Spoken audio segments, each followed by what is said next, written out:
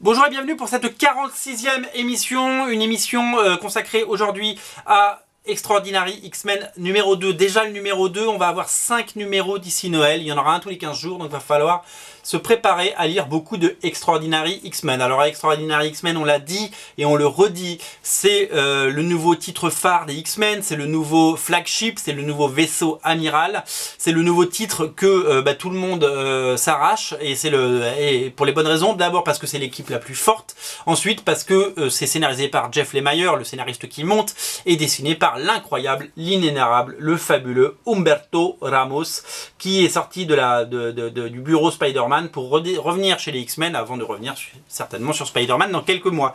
Mais voilà, alors l'histoire c'est quoi? Ça se passe 8 mois après Secret Wars, ce qui n'est toujours pas fini par ailleurs, mais c'est pas grave. Les mutants qui avaient l'air d'être un peu sauvés sont redevenus menacés, et donc Tornade décide de rassembler une équipe avec Illyana, avec Colossus, Diablo, Iceberg, la jeune Jean Grey qu'on voit là, pour lutter contre ça et pour sauver les X-Men. Alors Forge a créé un nouveau nouveau Cerebra. Il a pris la coquille d'une sentinelle, on la voit là. Et puis il y a un personnage qui vient s'ajouter, assez curieux, puisqu'il vient du futur, et c'est Logan, c'est Old Man Logan. Donc ils sont tous étonnés parce que dans leur continuité, Wolverine est mort. Ils se disent mais pourquoi il y a un vieux Wolverine? C'est parce que donc il arrive d'une continuité où il n'est pas mort.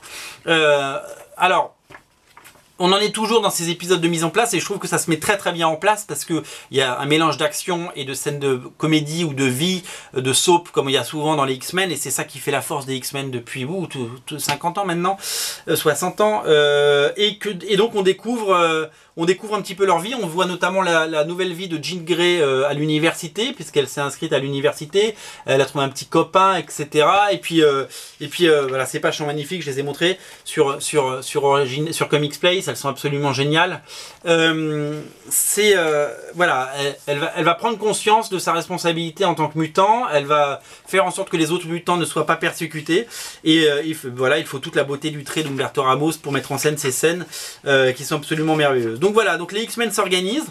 Donc je vous dis pas tout pour pas vous spoiler, mais on va apprendre beaucoup de choses sur l'école pour Professeur Xavier et découvrir un petit peu qui est la menace, la nouvelle menace du moment. Je vous le montre. Vous l'avez reconnu? Voilà, je vous en dis pas plus. Voilà, c'est absolument magnifique, ça va vite, c'est super chouette, ça je vais pas vous le montrer pour pas vous spoiler. C'est en train de prendre de l'ampleur. À la fin, il y a la pub pour le numéro 3 où vous voyez que deux personnages se voient. On va voir ce qui se passe entre le vieux Wolverine du futur et la jeune Jean Grey du passé. Ça risque de faire des étincelles, ça risque d'être très très chouette. En tout cas, moi j'ai une vraie affection pour cette série, d'abord parce qu'Humberto Ramos, moi, les yeux fermés. En plus, il est à son top, et j'avais lu sur Bleeding Cool qu'il était vraiment meilleur sur cette série que sur Spider-Man, et je trouve que c'est vrai. Il est absolument génial, il a jamais été aussi bon. Et autant sur Superior Spider-Man, il était bon, sur le new relaunch d'Amazing Spider-Man, il était bon, mais là, il est excellent, absolument excellent, le Humberto. Jeff Lemire, pour le moment, sur 2 numéros, rien à dire, c'est impeccable, les dialogues sont aux petits oignons, et le scénario pour le moment est captivant, c'est absolument génial, je me régale, je prends un vrai plaisir à relire du X-Men, et c'est vraiment super chouette. Et donc voilà, donc je suis séduit, et je suis ravi de savoir que dans 15 jours, on a encore un numéro qui tombe, parce que c'est un vrai grand plaisir de lire les Extraordinary X-Men. Pour le moment, c'est une réussite. Alors je voulais vous signaler, parce qu'il y a la pub à la fin, donc là c'est l'Extraordinary X-Men, épisode 3 qui sort d'ici 15 jours. Regardez en bas, Wolverine, on en a parlé dans l'émission, et puis les autres séries, les All New X-Men par Dennis Hopeless et Mark Bagley, et les Uncanny X-Men avec un nouveau logo affreux par Cullen Baum et Greg Land.